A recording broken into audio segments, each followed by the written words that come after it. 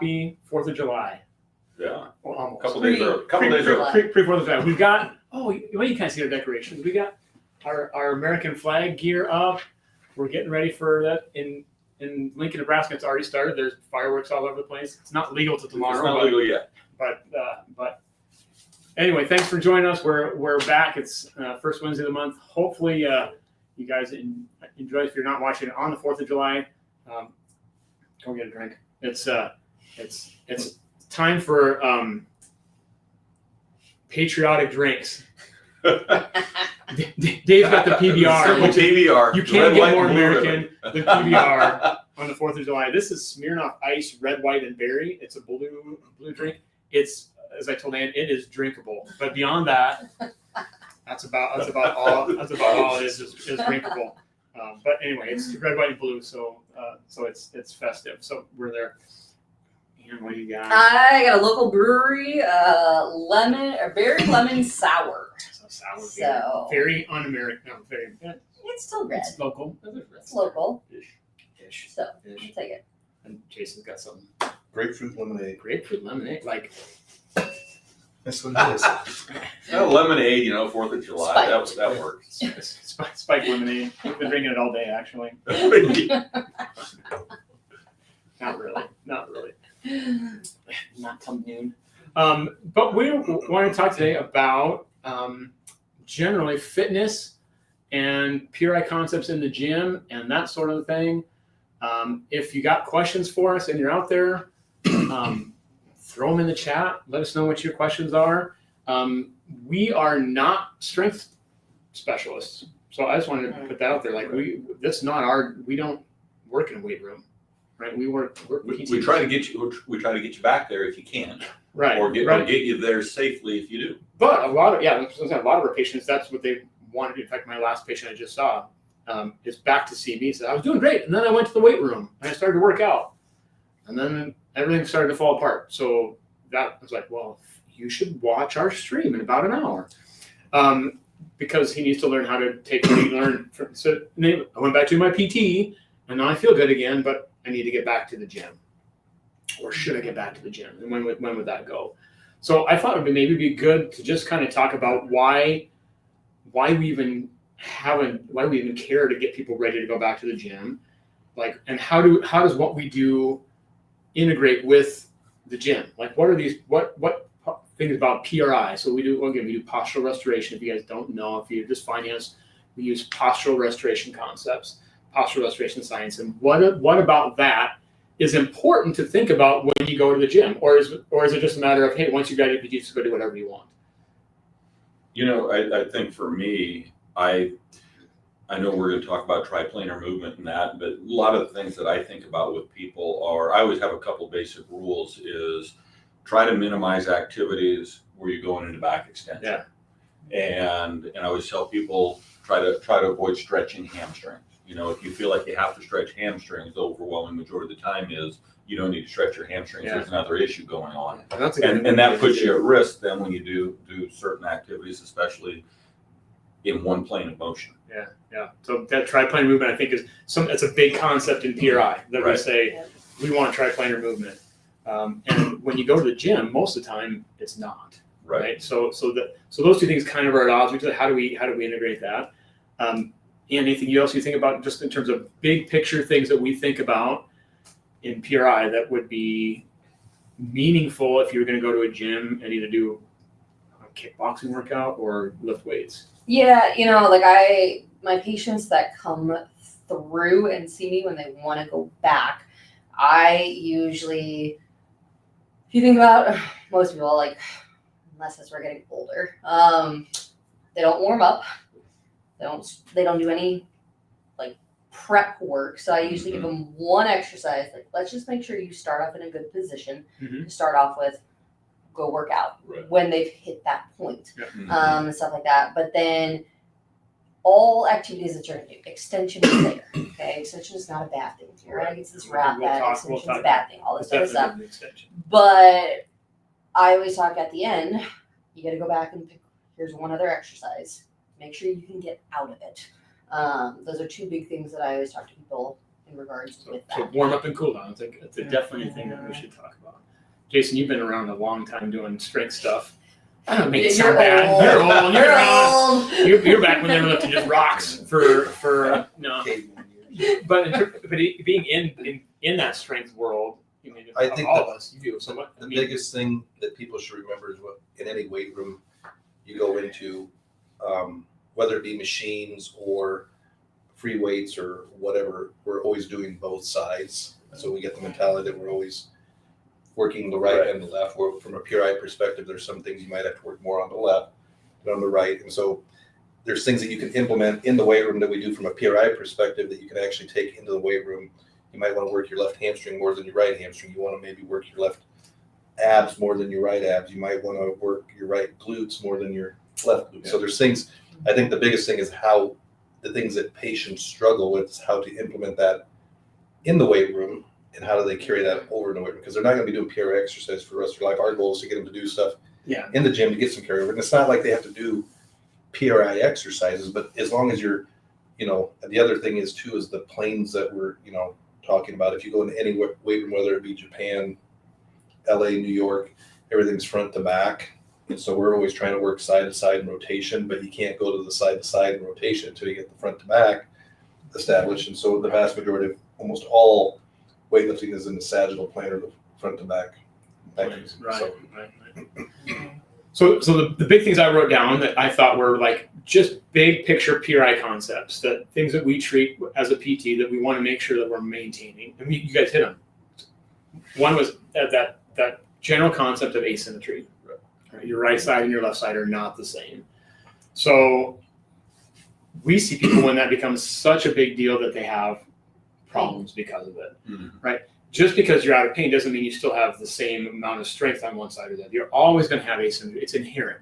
That's part of what our concepts are. So how do you manage asymmetry when you go to a weight room, or should you, right?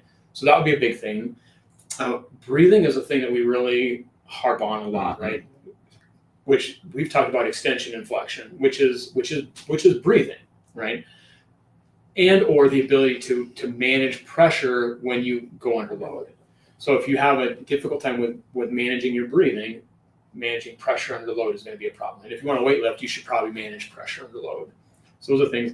The third one, which you kind of hit, Ann, was managing neurological patterns, really sympathetic, parasympathetic, right?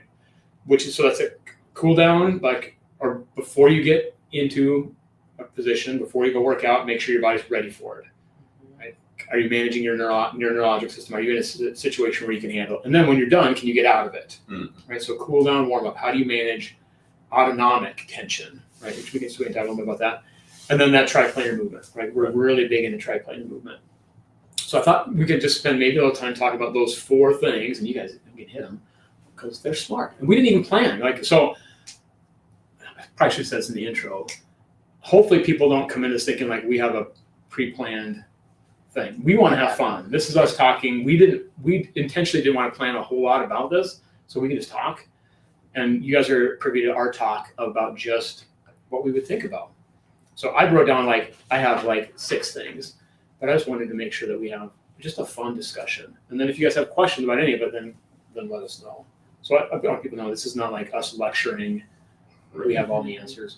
Here's what we think about. And again, we're PTs. If we get to the point where we're going to lift, let's talk about who can help you out with that movement.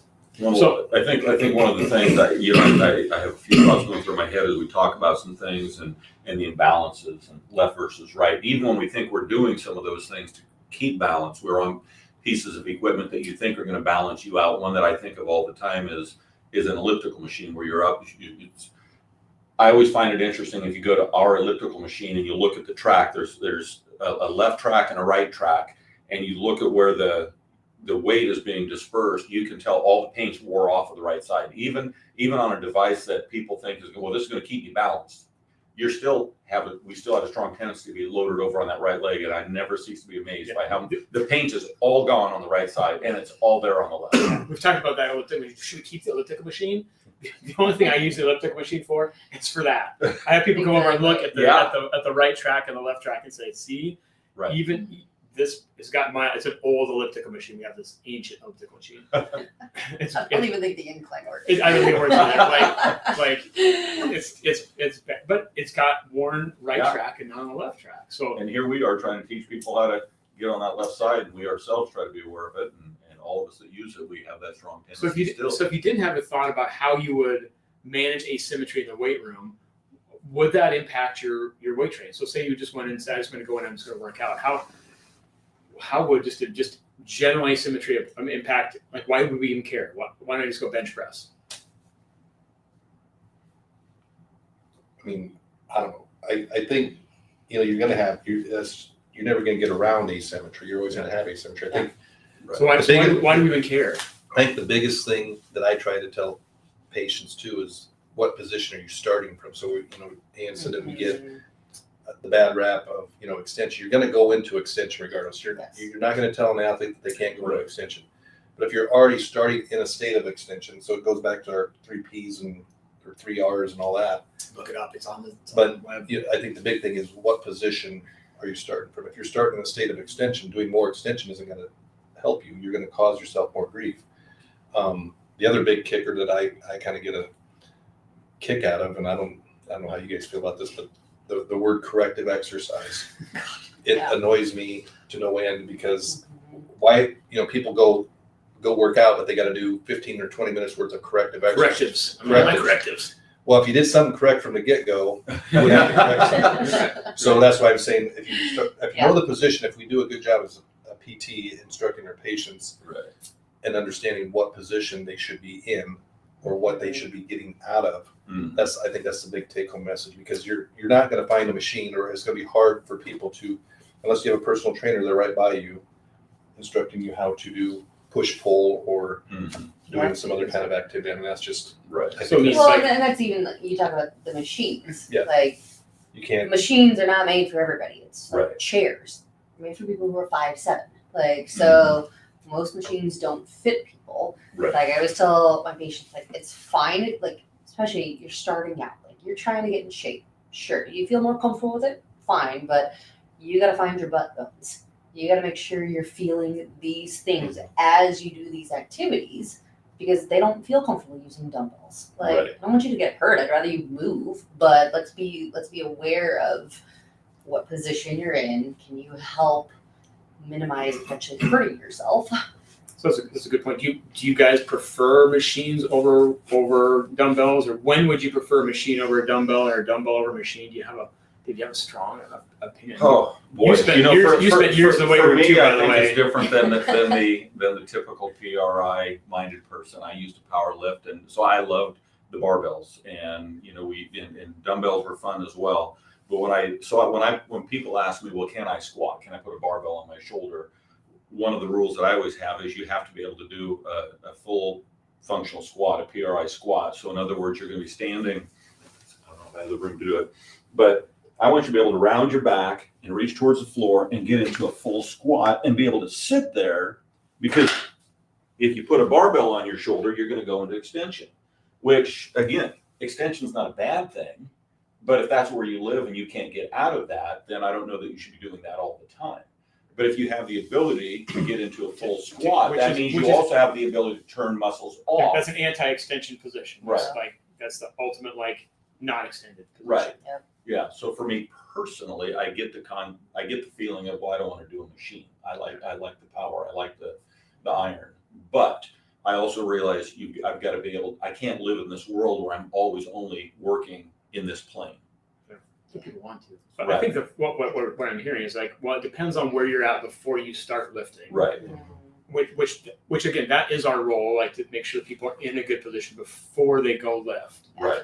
Right. So if somebody's really asymmetrical and they really only have good strength out of one leg compared to the other, it doesn't make sense to put them under load where they're trying to use both legs at the same time. Right. And or one pec that works better than the other, one tricep that works better than the other. Why would you put both under load the same amount? Right. Because they're really imbalanced. Are they always going to be kind of imbalanced? Yeah, absolutely. Probably, right? But our goal is to get you to where, hey, you feel comfortable before you start. And I like dumbbells more than the machines, because you have the ability to isolate extremity by itself, rather than, if both arms are doing the same thing, well, you only can lift as heavy as your weakest link, right? So then, or one side's going to be more power, and you're just going to reinforce pattern. So when you do bilateral lift and you got a strong asymmetry, you're really just biasing that asymmetry even more. Right. So what are we doing before you even get there? So squat, that's a good one that I know you've seen. And one of the things before too that we'll see a lot of times when someone comes in, we watch them squat. They get into a squat, and if you really watch them, you say, oh, they'll shift over here to the right side. So if you can do an activity like that in front of a mirror and assess yourself and find out, I really am loading to one side heavily. And the other thing I think too that thinking of, again, my world is when I was lifting, that wasn't my entire world. I also at the time did a lot of manual labor type work. So I was working on the left, I was working on the right, I was rotating day to day. So my whole world didn't just live in terms of the physical activity in what I was doing in the gym, which I think makes a difference too. If somebody's sitting in an office all day long and they're not getting the physical activity that's demanding them to rotate and turn and work both sides of the body, I think there's a greater risk at doing just the sagittal plane activities. I think the other thing, a machine versus a weight or free weights, is like what Dave was talking about with the squat. It's multi-joint, multi-segmental movement. So you're not just working your hamstring, you're working the joint at the ankle, there's movement at the ankle, there's movement at the knee, there's movement at the hip, there's movement at the back. So I think a lot of that stuff, the machines restrict you from doing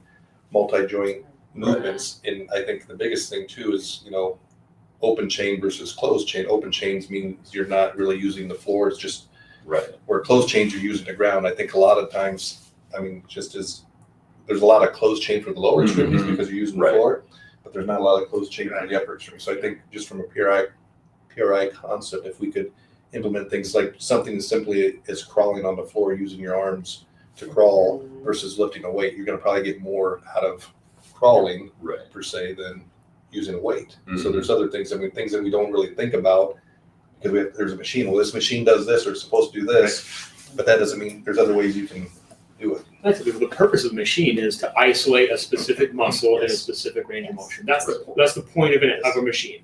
It puts you in a position and you isolate one muscle. So, and there's value to that. I tell people there's value. If you wanted to just strengthen your bicep muscle, you could do a bicep curl on a machine. It's not inherently bad to do that, but is it the best way that you could lift? Right? If you need bicep strength, well, fine, go ahead and do that. But there's other ways that are more functional to get things going. And I think to be healthier or to be more efficient with your movement, that would be what I would think about.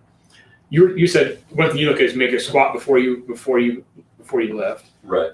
And you mentioned, hey, there's something I want you to do before you go work out. Is there anything else you guys think of that they have people do as kind of a warm up or before you would go to do weight room that you really said, well, based on normal human stuff that you have people do? Yeah, I try to keep it simple for people, just time wise. If they're going to the gym, if they're working out at home, like I probably see a lot more postpartum than you guys. And time is an issue. And so a lot of times I try to incorporate just different things in. So like our all for belly lift. Huge one to give out. Just it's simple. Even like I do it with my kids. Like, all right, let's pick our toys. All for belly lift. Throw toys in. Like switch arm, throw another toy in the bin. All that type of stuff. So that's a big one, just because it gets you to round. You can start to feel your abs a little bit. You're getting your hamstrings to engage. Gets you out of extension. Extension. You have to breathe. If you go in with an extension, that would be a way to get out of it. Squat would be a way to get out of it. Yep. The other big imbalance we see is, so we have front to back imbalance, side to side imbalance, right side versus left side. Yes. So do you guys cue your patients anything in terms of right, left before you go work out? I'll incorporate, like we have the lateral stairs, things just to get people shifting purposefully to one side, especially we'll focus on the left. But I wanted to be able to go both sides. Yeah. Retro stairs. Really, that's my favorite. Like that's probably a huge one just because it's easy. You can incorporate it into everyday life. I tell patients, if you've got a stairs at home and you're going to go upstairs anyway, you don't have to turn that into an exercise program. It's just, I'm going upstairs. I'm going to incorporate the stairs into my daily activity. The going upstairs forward, making sure you're purposeful with getting some trunk Shifting. rotation, alternating sides, get a sense of your weight on this leg, sense of the weight on the other leg. Which is, but before you send somebody to weight room, you've done that in PT. Right. You've done that in Exactly. PT. Yes. We've said, hey, you should make sure you can balance and stand on your left leg as well as you can balance and stand on your right leg. Right. Yep. One or the other might be the weaker of the two, but make sure that feels pretty balanced. Breathing is, thanks Heidi. Happy. It was my anniversary last week, so 24 years. No. Dave just did 30. I don't know, Heidi, how you knew it was my anniversary. You must. Leslie probably posted something. Yeah, pictures on the internet or whatever. Yeah, so we had that. Yeah. Anybody who's watching, message where you're from, all that Let type us of know. stuff. Yeah. They just, So we 24 years married, and then my youngest boys turned 13 this weekend, so I have 4 teenage boys in my house. So pray for us. It's the biggest thing. There's never food in my house. There's never toilet paper in my house, and it's a mess. But that's okay. don't go It's to great. that bathroom. Don't go in the bathroom. Whatever you do, if you need to go to the bathroom, go to the neighbor's house. Great, tough stories, but we won't tell those stories. So managing asymmetry before you send people to the gym. So Right. if I have somebody that's not really symmetrical, they're not in a good position, they're not neutral, whatever that word means to you, I'm not probably recommending they go work out. Right. Yeah. No, they're gonna. So that's the thing, they're gonna, right? So we got these things, but make sure you just before you do it. And if they go work out and they get themselves into a hot mess working out, which they probably will, because you probably will use your strong team when you work out, and you probably not use your weaker team when you work out. You alluded to, well, what do you do when you're done, right? Because you're probably going to mess something up when you work out, right? You're going to get into extension when you work out. Yep. You're going to get your autonomic system jacked up when you work out. You should. That's what it's for. That's the point of working out. Exactly. So it's not a bad. That's the time when your autonomic system should be kind of jacked up. Yeah. So, but then if you go to bed and you keep yourself all jacked up, you're probably going to wake up tomorrow feeling like you got hit by a truck. Right. So what would you do to calm that system down after you work out? Because that's the thing. I really make sure people, they got something before and they got something after. I'm a Then big fan of during. doing. Yeah. Yeah. Well, I think the breathing is the big thing. Yeah. Just get your rib cage in a better position so you can Right. breathe. And You guys are so smart. You just kind of right away. Well, I think it's that we also had that symposium. Like I've had to talk to some patients. We had a presenter talk about music and Mhm. everything, and he went through like the history of rap music and how it literally affected Yeah, somebody. objectively, Neil, this is Neil. So if you guys weren't there, Yeah. Neil objectively proved that 90s hip hop is the best music It's to the best listen music to. there is to I mean, listen it to. is, because as we got So- into more modern music that was Auto-tune. auto-tune, rhythms that you can't really reproduce yourself, Mhm. people would objectively be tighter and, Yeah. and less limited to it. So then you're working out in those environments, it's kind of tough. Now people are gonna listen to that music and work out, that's fine. Yep. But then when you're done, hey, chill out a little bit, right? And Mhm. breathing is the best way to kind of get that system to kind of calm down. So Dave, you mentioned a balloon. Do you have people like blow up a balloon after they work out, or go home and do it, or? More likely for me afterwards, just gets kind of that cool down and wind down. I'll often have them doing just sitting on a step. Mhm. Again, your back is rounded. Reflection, which is Yeah, you get anti-extension. inflection. You're going to control the breathing. You're going to have moments where you pause. Your back's going to expand. And then exhalation and pause is Right. that's what It's calms key. that Right. autonomic system. So Mhm. having that tool in your toolbox that says I'm it's almost like going they, to do that. rather than, I think they use the term reset. Yeah. For the term in the Yeah. it says Mhm. resets. Mhm. How you reset your body. Which I mean, I don't think that's necessarily bad how you would say that, but I agree the best way is just you got to do something to take a minute or two, get some good deep breaths in, get your body back into a more of a ridge down state, flex Right. state, take some good deep breaths. So, everywhere we go, before you work out, everybody says, well, make sure you stretch good before you work out. Dave, you alluded to this already. And then when you're done, make sure you get a good stretch when you're done, right? I don't know if the research holds that's really that effective. What's your thought on stretching after exercise or stretching before? Dave, I'm going to let you get on the soapbox for a second because I know you got a soapbox. I'm not a It's another big comment. Go down. stretch before or after. I believe if your body's functioning the way it's supposed to do, you don't need to stretch. It's more of a matter of can your system shut off? If your system can shut off and your body's in the right position and you're functioning normally, I don't personally think you stretch.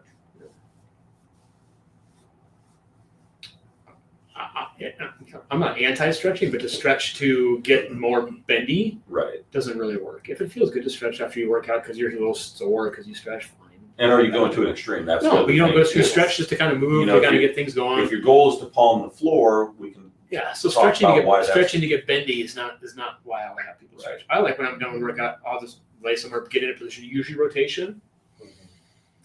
4 or 5 good deep breaths, feel my rib cage expand. Back will stretch a little bit, back will stretch a little bit, but just to kind of get into a good state of respiration to kind of calm that down. I mean, every time you go, we'll get done with where we work out at the gym. Okay, after make sure you spend 10 minutes stretching after you work out, and everybody's there, they're touching their toes and they're Right. doing their press ups and getting their back all extended to stretch out. And I get done with workout, a couple of breaths, hop up and go. Maybe that's okay. All right, Kevin had a question. So if a person, so this is probably good for you, Dave. Person can't score well on a functional squat test. Should they just focus on single leg strengthening exercises? No, I can't read that far In down. their training and not do bilateral squatting until they can improve their functional squat test score. There you go. I wouldn't use the word just. I definitely think the single leg activity is fantastic, but there's ways if you can't get into a full functional squat that you can get a little bit of an assistance. I will approach it different ways with people. If you've got a couple of dumbbells where you can grab them almost like a counterbalance and you're going to go into that squat. So now I've got a couple of 10-pound dumbbells. I can get down there. If you don't have dumbbells, I'll tell people your hands stand up. I'll say get a partner. And we'll both squat. And so now I'm in a position where I'm not going to topple over backward. Anne's got the chair. We know we can't. So there are a few different ways that you can get into that squat. You can get a bar in a doorway. You can grab a hold of a table leg. You can get into the all 4 belly lift walk position to work on getting that. You can. I mean, in my guess, we can say, hey, if you can't get into a full functional squat, what's probably limiting you? Right. Yeah. Yeah, you're probably still in too much extension. Right. So what are you going to do to get that person out of extension? Doesn't mean they can't work out, they can't do exercise, but Right. I'd be avoiding extension-based Right, exercises. exactly. So I think that's maybe what Kevin's wanting. I wouldn't get him into a bilateral squat because Right. they're going to extend. They're already extended. So, but it would probably be safe for them to do single leg activities. Absolutely. That'd be a better option, Yeah. Kevin. I think that'd be a better option for that person. But I'd still be trying to do something to help them improve that functional squat test. And Right. hopefully that's where you were going with that Maybe, question. that makes, I can see what you're saying. But no, you're right. If they can't get in that full squat, you're saying I wouldn't put them into a position or do an activity where they're going to encourage extension. Right. It doesn't mean they can't work out. They're going to go work out. But, Right. but I would even entertain not even just getting them to reach. Yeah. Just Right. like reaching activities and don't even really have them do a squat. How are you going to get them to rotate through their torso? Because more often than not, they're just going to That's be, where that's at. they're Okay. more restricted through their torso than. Well, it's where you could do like a lunge, and they have to reach down to the Yes. opposite side to get Yeah. all Right. of that. So they still Now can you get a can- leg workout because that's what Right. they want. They want the muscle burn, Yeah. but you can still get that flexion, rotation, hold it, Right. breathe, all that So, type of stuff. again, So Barbell squats aren't the best exercise in the world. Right. Even despite everybody's thought process. It's a good exercise. You can build a lot of power that way, but I tell my patients this is what I say all the time. Unless you're going to go be an offensive lineman, Right. I don't know that you need to put a bar on your back and squat. Like if your job, and she's in her 50s and she's like, should I go squat? I was like, are you going to be an offensive lineman? She's like, no. I was like, well, you need to squat, right? But you need to learn how to get some strength back in the legs. There's lots of ways to get there. But that got me off topic a little bit. But I think the thing, just again, and I don't even know what the terminology is, but it's a fundamental movement. You should be able to squat. Right. You should be able to hip hinge. You should be able to do all that stuff correctly. If you watch a little kid, Right. they can do all that stuff. So we're, you know, as we develop through our years, We lose those abilities. And so you should be able to do all those things. And there's a whole sequence. I'm trying to think of what that you should be able to roll. People don't even know how to roll correctly. And I'm always curious how many people, when you get to be my age, ever get down on the floor. Yeah. I mean, I don't know. I'm guessing most people don't. Well, probably not. Well, There- I have so many there's total research that- knees on my schedule right now, which is very rare for here. Right. But every single one of my geriatric patients that I have right now, before they graduate, they have to be able to get on and off the floor. When I worked in hospital, we had Does not matter right now Yeah. because they're all afraid of falling Right. and all this. So every single patient, let's teach you how to get up and down off the floor. And And when it push has comes been, to shove, you're going to be able to figure out how to get off that floor. Yeah. You're but not- it's you're not gonna sit been there. it's been game changer when they actually just go down and you go, okay, push through your heel. Right. Yeah. Like just little cues like I can do this now. Like, oh my gosh, I can grab my pots and pans underneath, like I can clean, I can grab this. So it's something that we should always be doing.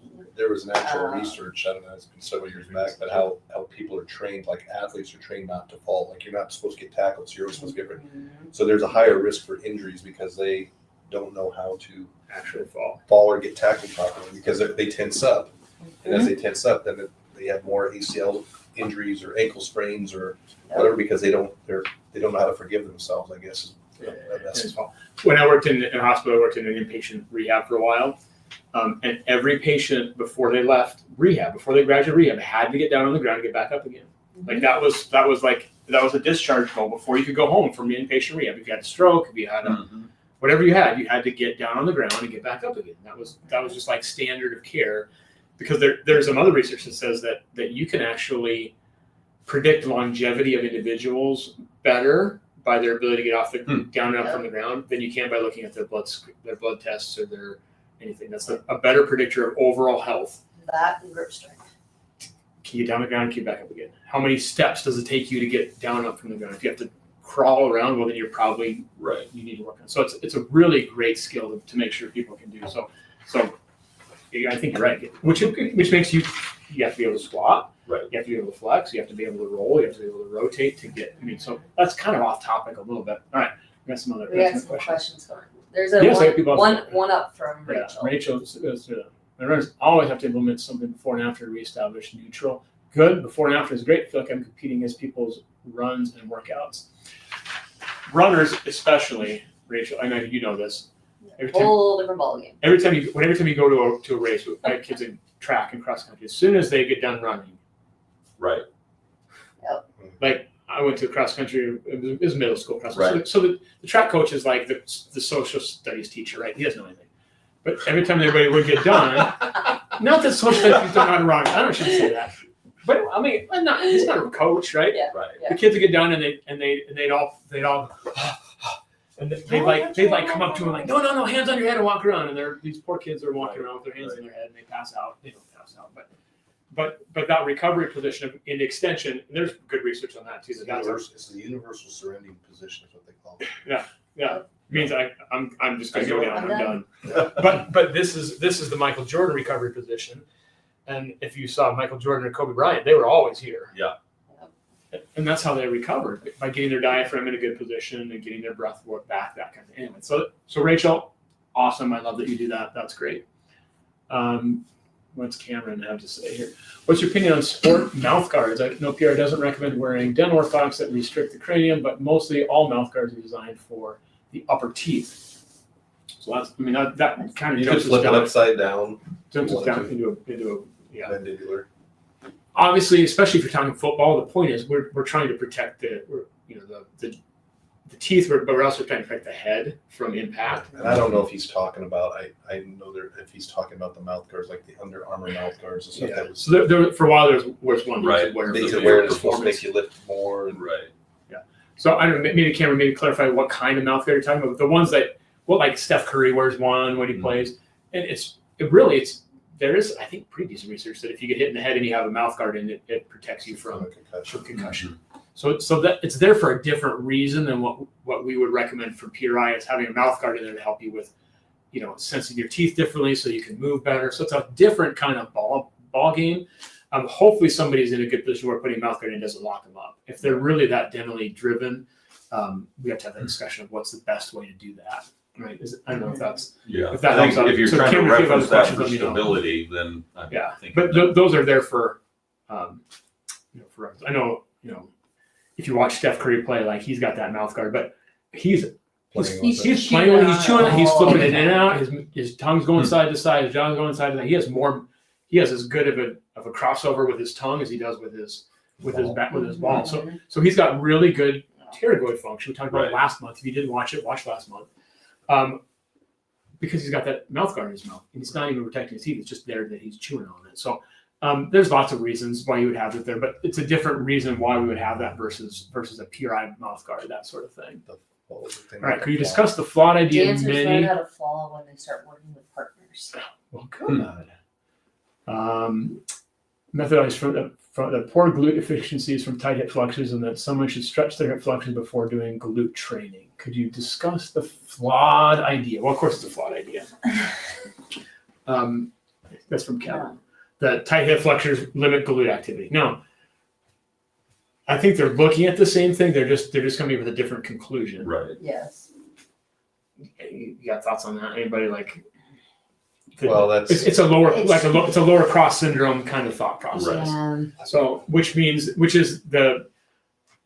a theory that if your hip flexors are too tight, it pulls your pelvis forward, and then your glutes are going to be long and weak. But I think, and maybe I don't know if he's getting this or where he's going with this. It's you have two joint muscles, and that's like called co-contraction. So I think this might be just what you're talking about, and I think this is a big no-no that I tell all my patients when whether it be a machine or whatever. Let's just say you're going to go work your quads, okay? And so I'm talking about a leg extension, okay? They have this bar, which should not be there, period, okay? That bar goes across your leg. So what most people do is they push into the bar and then they go up. So what they're doing is they're kicking in their hamstrings and or hamstring curls. They'll put the bar over there to hold that bar down, but what they do is they kick in, which is hip flexors, and then they're pulling back. That is like two movements that are counterproductive. So you're kicking in a hip flexor when you're trying to activate a hamstring, and you shouldn't. But I think there's a topic out there if you look up like co-contraction or Lombard's principle or paradox. It talks about this is totally getting out in the deep water. We're in the deep end. That's okay. We can go to the deep end. But you're talking about what muscles should be working as you go down into a squat. Like some are going into concentric as others are going into eccentric, and how your pelvis is being loaded as you go down into a squat or any kind of movement, period. Because you have two joint muscles, you have muscles that cross two joints. And so that's kind of, I think that's you can jump into the weeds. Yes. If we're going to really simplify it, anterior pelvic tilt, which is extension. Right. Hip flexors are going to be probably shorter and tighter. Right. Glutes are going to be longer and off. The treatment isn't stretch your hip flexors before you go do glutes. Right. So that's the flawed thought to me. Yes. And you can stretch it all you want, but I guess I'd ask yourself 5 times why you stretch that muscle. Yeah. What are you going to do to inhibit that muscle so you're not always having to stretch it? Yeah. So that's the key right there. But- Inhibition. Yes. Yeah, but you got to think of like it's all the Instagram world, like the influencers. Mm-hmm. I can't even tell you how many times on social media I get a thing for here's a tool for psoas release. You need to lay on this, all this type of stuff. So it's. I feel like it's like the easy way out instead of actually thinking why are you in that position and go the opposite way. Which is if you dive into the SEO or the keyword search, if you wanted to get found on Google or found on YouTube, just put something out about hip flexors. Yep. Because hip flexors is a keyword out there, so you can do it. Just type it in. Type in tight hip flexors, and you'll get stuff for weeks because it's out there, right? Not because hip flexors are the problem, right? They get a bad rap, right? It's because anterior pelvic tilt or extension is prevalent, especially in a weight training position. We're saying, well, we would want to get you out of extension, posterior tilting, or anterior tilting in different ways before you even start. So you don't have to worry about your reflexes. I could care less about your reflexes. Mhm. Hopefully that made sense, what we're talking about. Cameron comes back and says he's talking about the mouth guard for Brazilian Jiu-Jitsu. We typically wear a singular rigid mouth guard on the top only, right? Which is there so you don't get your face kicked in, probably. Lose some teeth. I don't know. I try not to get my face kicked in. Yeah. But you should protect your teeth. We like dentists, protect your teeth. In which case, if it's there to protect teeth, do whatever you can to protect your teeth with it. I think that's good. So thanks, Cameron, for that. I appreciate that. And even shout out to May. She can't comment, but May Okay, from is May on Australia there? is watching. So Thanks, May. give her a shout Good out. to see you. Yeah. If you put a comment in the thing, May, we would. She can't we would, comment. Okay, She messaged me that she couldn't comment. Why She's can't she? dropping. I think she's dropping her daughter off at school. Okay, right well, now, so don't drive and comment on Exactly. YouTube. That exactly. is not appropriate. She messaged me. She's on. So. Thank you. So you guys are with May. She's from Australia. That's good. Next question. Would you start a program in bilateral stances before progressing into bilateral She added a stance second. once clients can manage their Starting split stance. starting split stance before progressing to bilateral stance once clients can manage their extension patterns. Split stance. Yeah, so a split stance would be one foot's doing something different than the other foot. Right? I would personally. Mm-hmm. I mean, as I know, as backwards as it sounds, doing a bilateral same exercise on both sides is probably the hardest thing you can do in the weight room to do it well. And I think that's the key, to do it properly, to do it well. You can do it, but to do it well, Right. and effectively. It's So probably easiest when you're doing it wrong. yeah, but so I would, if somebody's having a challenging with it, and I'm concerned, I'd say, well, I'd rather do one arm at a time than both arms together, Mm-hmm. if at all possible. Mhm. If at all possible. All right, controversial take. What do you guys think about squatting with your heels elevated? With what? Your Your heels, heels elevated. elevated. Oh, no, I don't know. Yeah, because that is You don't out there. know? Like if you No, want, I'm saying no. I don't. Yeah. No. because I know it's Fix out it. there, and I'm gonna maybe It's on your weightlifting shoes. Right. I'm gonna start things like I'm gonna maybe start people getting angry, But you're never ever. I will so tell so you. how this, that why this is a why hot, would you do hot it first? debate. It's a hot debate. I know Hot it's- I debate has just- been around for, and I don't think it's. Well, it's a mechanical thing, and Right. how it's all the chain of command from the floor up. Right. And so what you're doing is you're cheating Mm-hmm. to allow for movements to occur, other joints, because you can't do certain things in other joints. So you're gonna make up for it that with your foot to make up for things you can't do at your Right. knees, your hip, or your back. I tell people, I draw a picture. It's all about angles, and as you go down into a squat, all those angles should close, and as you come up out of a squat, all those angles should open. And if one of those angles is closing sooner or opening sooner or less than the other, then you're going to have a problem. So then you got to figure out how to make it work. Mm-hmm. So it does make it easier if you elevate somebody's heel. You Right. can 100%. squat better It's because you said the word. You're cheating, Right. which means you're not doing it right. Right. You're doing it, but you're not doing it right. So I'm with you guys. I don't, but I know. You're not Everybody. not Why really put my grounded heels if up on- I you put my can't heels up on. drive through those heels. I tell people, would you wear high heels and go squat? Right. What would you? Right. Yeah. Seriously, could you squat and high heels? So but that's one of the Can't things squat in that Birkenstock. makes us a little bit different. Is that I know that just about every program out there, if somebody has a difficult time with squatting, Right. that's the first thing that they're going to do is elevate the heel so that they can squat better. Right. Right. So I know that Because they're we have a caught strong more- opinion. So that's right. why I just wanted to set that out there. So we're on record saying we probably wouldn't. And if you can't, you probably shouldn't be doing it anyway. Right. We should find other ways to Again, do if you that can't way. get So- into a full functional squat, you shouldn't be loading a barbell. Right. Exactly. So- Well, when you're doing your squat, you can't get your heels down. Right. That's the number one giveaway. All right, so what's your take if we're going into this, because you get this question all the time, on what shoe should they be wearing when they are squatting and doing all that type of stuff? Yeah. Because You you have like people that are weightlifting going, shoes? okay, I don't want to wear my Diads or my New Balance or my Because they're squishy mushy and they squishy are. mushy. They'd rather go wear a pair of Chucks, or they got their no bowls, or they go barefoot. Like, so what's your take on that? A shoe that's not squishy. I mean, something that you feel grounded, something that you're Sometimes Chuck Taylor might be better because I feel the full. Yeah. right. Heel lifts, lifting shoes, left. Yeah. Rachel, good for you. I'm a bodybuilder too, and attract a lot of that population. I'm pulling heel lifts and lifting shoes left to right. So yeah, they're having a nice conversation. You guys But are awesome. Talk amongst yourself. Aren't most weightlifting shoes though, back in the day, weren't they made out of wood? Oh They, boy, they were, I they don't were, know. I don't know if they were what, but they were hard. They were hard. They were hard, flat shoes. It So was it almost zero, like a, yeah. zero shoes. I know a lot of people Almost that like a claw I'm gonna go lift it. I squat barefoot all the time. I don't personally, but a lot of people do because they don't like that sense of the squish underneath their feet. Mhm. I would make sure that you feel okay in that position before I would load you that way. Like, not everybody needs to have it be in a PRI shoe Right. to functionally work. Yeah. Right. So, and most shoes they're gonna have a little heel lift. Right? And we said, well, should I get in a zero drop shoe? Well, if you can, it'd be great, but Right. a lot of us can't. Right? Is it cheating? Kinda. Mhm. Right. So it's kind of that. I think it's a nuanced discussion. 'Cause I have a lot of people that, well, let's check. Put your chucks on and walk up and down the hallway. And Right. let's see if you can actually get into a squat in your chucks. If you Right. can, hey, I'm good for it. If you can only get into a good functional position in your ASICs or whatever, Right. then that's probably what you should be lifting in. But hopefully you get to where you have enough control of your movement pattern where that's not a problem. Mhm. Rachel said she throws insoles in people's hard gym shoes to help as much as possible. So it's the whole foot. It's not just that shoe.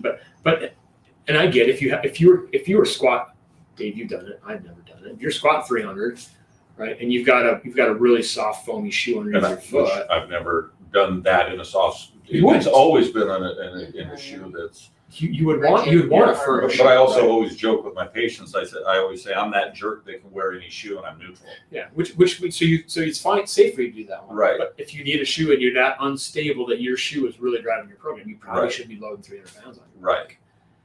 You should be working on it. So I mean, it's nuanced, but it's a great question because I get that one a lot too. All right, so if we're talking about loading, like Valsalva maneuver versus putting your ribs in a good position. I know everybody talks about, well, just bear down right at Valsalva position. Lori's not here. If you guys didn't notice, Lori's not here. Sorry, Lori. She's not here. She's at the lake. She's at the vacation. She's probably drinking more than we were drinking. But she would be. I shouldn't say that. Nobody's watching. Managing pressure with your abdominal cavity is important for your pelvis health when you load up and when you do that kind of stuff. Is that something you guys cue? Do you talk about that with your patients? I'm a big believer when you're lifting a weight and you're under load during the work portion, you exhale. Yeah. Blow out. Yeah. And I know there's where been debates over the years of like squatting. Well, I've had people try to tell me you should breathe in when you're coming up out of the squat. That I can't even wrap my head around why people think that. I mean, you are doing a work. You're doing work. You're exerting force. You exhale. Good. Yeah. So here's how inhalation is extension. Right. Right. So if you're trying to not get into too much extension, I'd be doing that, which is when you're pushing. Right. I'd be doing that under exhalation to be more of a flexion-based activity. Mm-hmm. So Yeah. Go ahead. just going with that, just because I know a couple of people that do bodybuilding stuff, and on their bench press, like everybody is now arching their back like crazy. I know, and it drives me nuts. I To can't get stand it. My into son- it, yes. and it's like, when did this start? Because Right. I don't remember seeing that. Yeah. When I was My- younger, but everybody, I mean, you are legit. Extend your Right. back, get your They're toes taught on the that. ground, and that is how you are going to PR and all. And this I don't know if stuff. this is truly accurate, because I've never done, but extension is maximal stability. Mhm. If you lock your back into full extension, Yeah. your facets are loaded; they're maximally stable. Mhm. So you have a stable base that you can push off of. It's not healthy, No, Yeah. right? you do not have control of the weight. But Yeah, I get fired I up. think that's why it's taught that way, because they're trying to get into a position where they have the most amount of stability to be able to push off. Yeah. So I mean, But again, you're it is what it in is. range, so. You're in that Yeah. range, whatever. So what should you do after you bench then? Right. Get out of Flexion. extension, right? Do some activities. Well, and if I work out with my son, he's a teenager. He's going into sophomore year of high school. If we work, he goes and works out at the school, and if we work out together at home, I always, when I start the bench, my feet are up on the bench. And I do not go into extension, and it drives me nuts when I see that as being the norm. Could you lift heavier if you put your feet down on the ground and it went into back? When I get up into heavier weights, I do put my feet down. Yeah, you but you can I lift go to heavier. at least 2 1/4 before I put my feet on the ground. Yeah. So, but that's the thing, is people are trying to max out. So Right. they're trying to, if they get in those positions, I think they can, again, it's not necessarily healthy lifting, but it is max lifting. Right. I think the big thing too in a weightlifting world is bigger, stronger, faster. Yeah. I think you know, back in the day it was how fast you were and how much you can lift. But I think nowadays, and it's kind of full circle. If you go to conferences, how do you recover? Yeah. Mm-hmm. So there's a big push for recovery, and I mean, college schools are putting millions and millions of dollars into recovery methods and how you're going to recover. Now it's actually kind of cool that they're doing that. Before it was always like, who's got the biggest weight room and who's got the fastest, strongest athlete. Now it's who's got the best recovery facilities across the country. Nebraska's got a great, I mean, not to Nebraska's horn, Stanford's but they just put in millions, $200 million addition for football players get good recovery. But it's saunas and it's float tanks and it's like they're all the stuff to help the autonomic system recovery. And the best tool you own already, it's called a diaphragm. Just get in a good position and use it.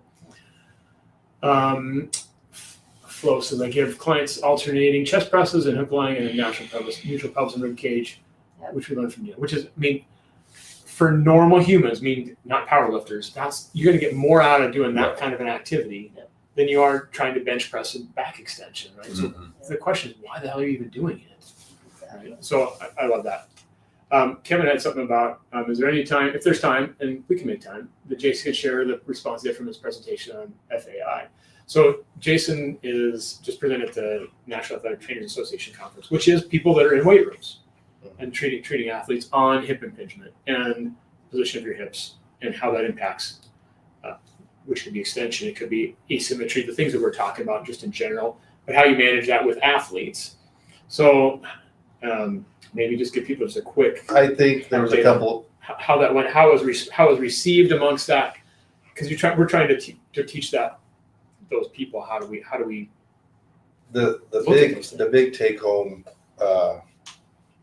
message, I guess, when you start looking at FAI and you look at where it's heading, you know, and the reason why I kind of got into this probably 10 years ago is I'd never seen a hip scope. And so I had my first hip scope and I'm like, well, this is kind of weird because you just never saw the hip scope. So there was, you know, some interest in that. And so now you see them a dime a dozen hip scopes. And so now if you look at the literature, there's a lot of research that's showing now whether it's, you know, it was a fact fallacy in the future. Is it a fallacy or is it a fact? Does hip arthroscopic surgery lead to a hip replacement or does hip impingement lead to osteoarthritis of the hip? Well, you can find research to satisfy any way you want to look at it.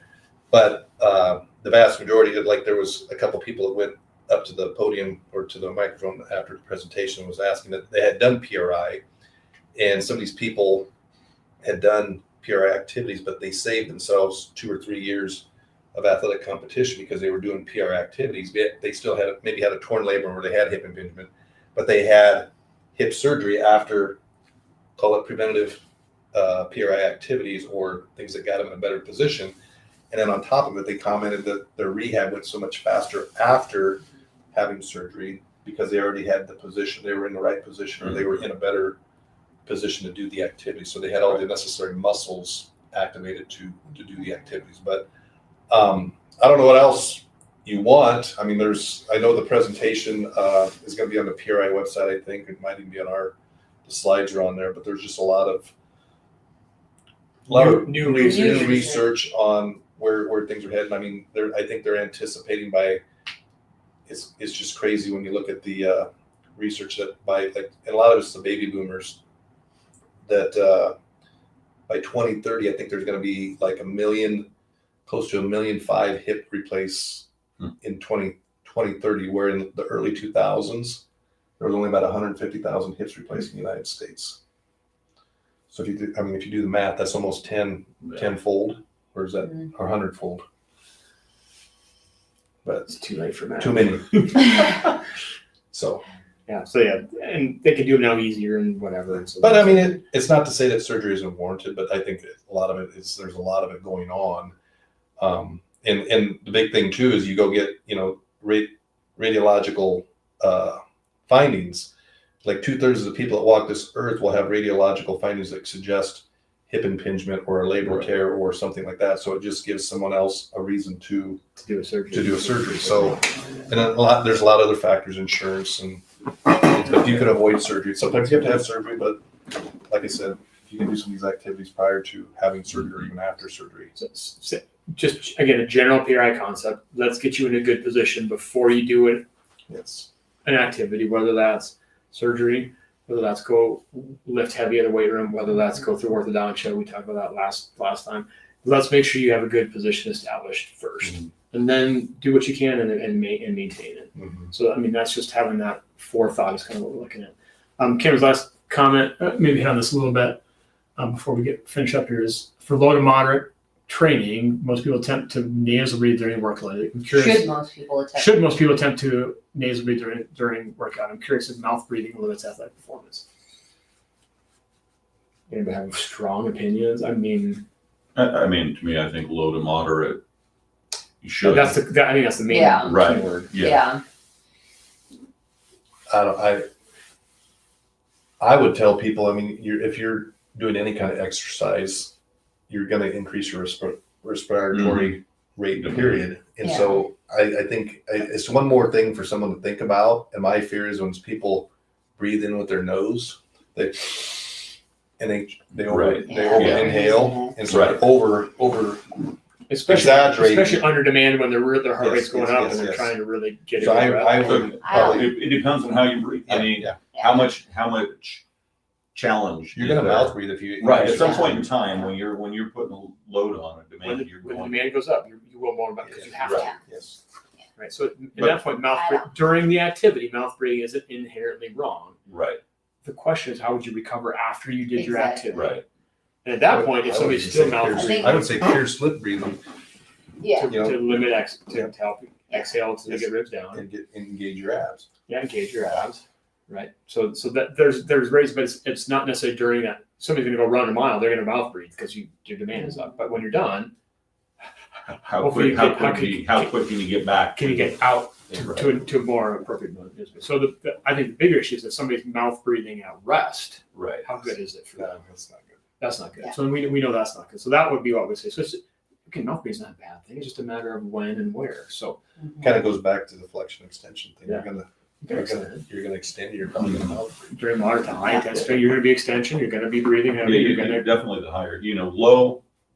You're probably going to gravitate to your strong dominant patterns. Right. That's fine. How quickly can you get out of it? Yeah. I think years ago remember we did that like mile run or whatever. We did a 3K. Like Jason, Dave, and I did it was a 3K. It was a charity event. It was a charity run, like a fun run, because Lori does all these runs, right? So we said, well, we're going to go do one. It was like 5K. It was a 5K. It was a 3K. We split it up with 3 legs. Is the way it was divided for everybody who was in the race. Yeah, so we each of us could run like a K. Like it was still pretty sad.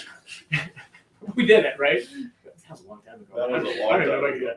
But we thought, man, here would be the race. Who can run their 5K and then get their body neutral the fastest, right? So not many can you get across the finish line fastest. Right. Who can cross the finish line and get their body recovered fastest? That would be what's something I think would be kind of cool. Anyway. Cameron, where are you from? What's your background with like PRI and how you found us and everything? Just kind of curious, but. Type it in. That's all good. And Kevin's got one last question for us. Reference centers. Should we cue people to find and feel right arches and or left heels when doing certain fitness exercises and standing? So if you as a trainer know that, or your patients know that, so that dives into more weeds and things that people need to have. Same thing. If they can think about it and it helps them, absolutely it helps out with. Nova Scotia. Nova Scotia. Very Thanks, cool. Cameron. That's awesome. Yeah. Obviously, I can't see real that far away. That's why I read it for you. Yeah, thank you. I appreciate that. That's terrible, man. That's bad. I should see my doctor about that. Anyway, where was I going? talking about something. You're talking about reference centers. centers. Oh, reference centers. I think, sit bones are good, heels, or, I guess I really probably wouldn't, again, differentiate between right and left. You could if you wanted to. There's a reasoning behind it. Depends on the person you're But working just with. make sure they know where their feet are flat on their floor. Mhm. They can sense their heels. They can sense their sit bones. I think the other thing is sensing, sensing your ribs to go down. Just knowing when you're going to set yourself, before you do a repetition, you're going to take a breath in, you're going to exhale, get those ribs down, and then you move. So like Dave said, most movement begins on exhalation. Even with all the PRI activities, Right. almost 90, if not 100% of them, you're Right. going to do a posterior pelvic tilt. As you do a posterior pelvic tilt, you're doing it on exhalation. Right. You're not going to do a posterior pelvic tilt. So the reference centers are very important. Very important. They're key, but Yeah. if you can cue your patient because you're there with them, I love it. Which is what, if you have a PRI trained trainer with you, that's awesome. So all the certified PRTs out there. So on the PRI website, there's certified trainers that do that. That really can get specific and creative with, hey, when you do this activity, you should feel this. When you and if you can teach your clients that and you're not with them, great. If it becomes too confusing and they're really working too hard to feel it, it becomes hard. So make it as simple as possible. But if you're with them, you can get as creative with your reference centers. And that's probably the biggest game. If you talk to somebody that's PRI trained that's in a weight room, to be able to really use reference centers, I think it's such a make his game changer. his patients wink with their left eye with their left heel. And stick the tongue out the right